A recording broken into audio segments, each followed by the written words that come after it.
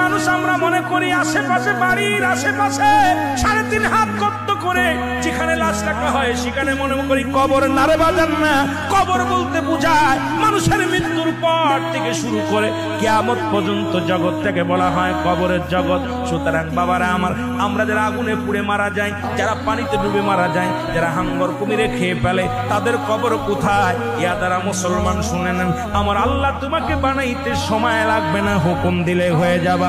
সুতরাং মৃত্যুর পর থেকে শুরু করে কিয়ামত পর্যন্ত জগৎটাকে বলা হয় কবর।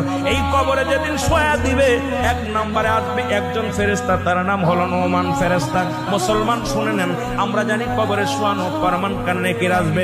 এই ভাইরা আমার, মুনকার নেকির আসার আগে নোমান ফেরেশতা আসবে, কবরে ঢুকে যাবে। সব মুসলমান ডাকতে বলবে, ভাই ওঠো, তোমার ভিতরে রূহটা দেয়া হলো।